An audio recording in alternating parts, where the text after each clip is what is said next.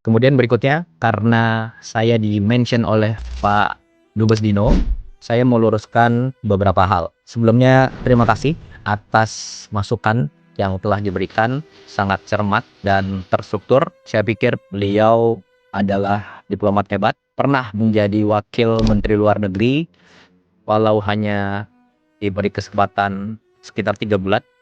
Jadi yang pertama, masalah biaya bila ke luar negeri. Ini sudah dijelaskan beberapa kali.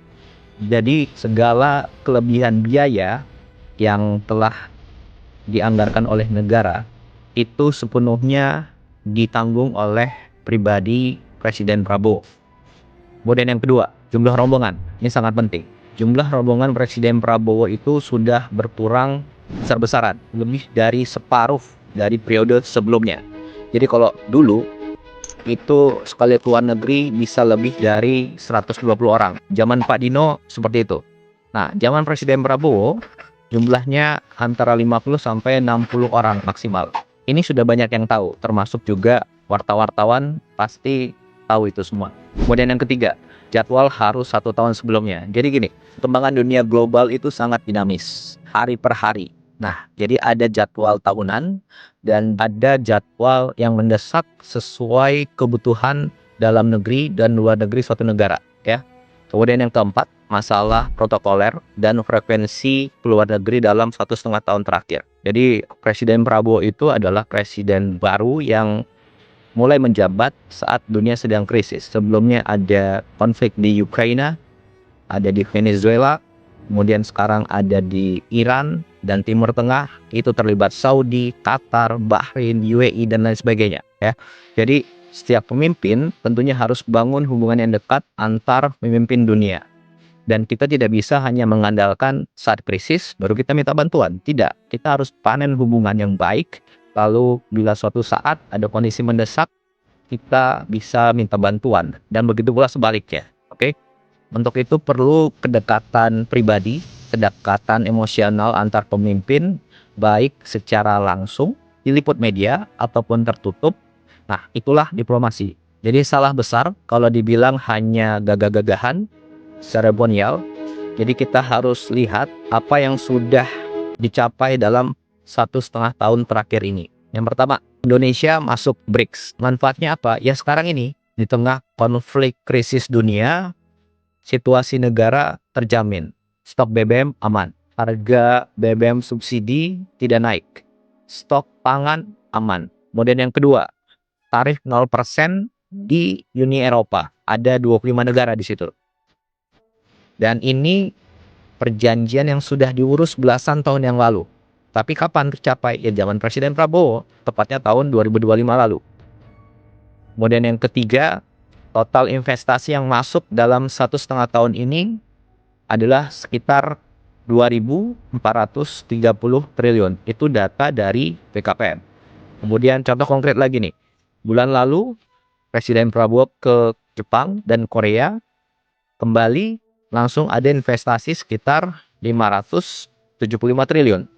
Kemudian yang keempat, sekarang kita punya alat pertahanan yang kuat sekarang, ya. Dan itu dari banyak sekali negara. Prancis, Amerika, Rusia, Cina, Inggris, Eropa, banyak negara. Kemudian yang kelima, program ibadah haji tahun 2025 lalu dan khususnya tahun ini itu lancar. Nyaris tidak ada kendala-kendala yang signifikan. Indonesia adalah negara satu-satunya yang punya perkampungan haji di Arab Saudi. Dan Saudi sendiri mengubah undang-undangnya agar suatu negara mempunyai lahan di situ untuk digunakan oleh jamaah haji. Kemudian yang keenam, Presiden Prabowo betul-betul berperan aktif di Palestina. Apa buktinya? Satu, kita ada drop off logistik dari udara. Sudah beberapa kali. Tidak semua negara bisa. Kenapa? Itu harus ada diplomasi dengan negara-negara yang wilayah udaranya dilewati oleh pesawat. Kemudian yang kedua, kita kirim kapal rumah sakit ke Palestina.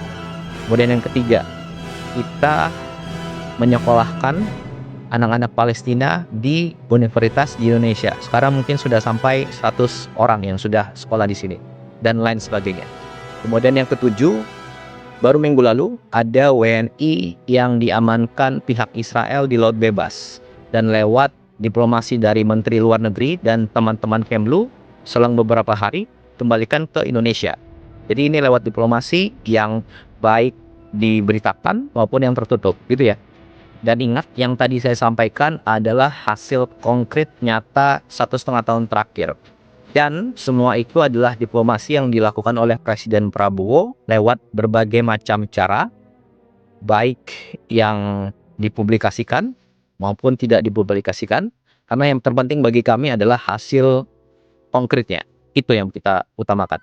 Kemudian terakhir, masalah pertemuan dengan kepala negara lain di event-event tertentu. Jadi gini, pertemuan dengan kepala negara lain di suatu event itu yang menentukan adalah Bapak Presiden dan juga saran dari Menteri Luar Negeri.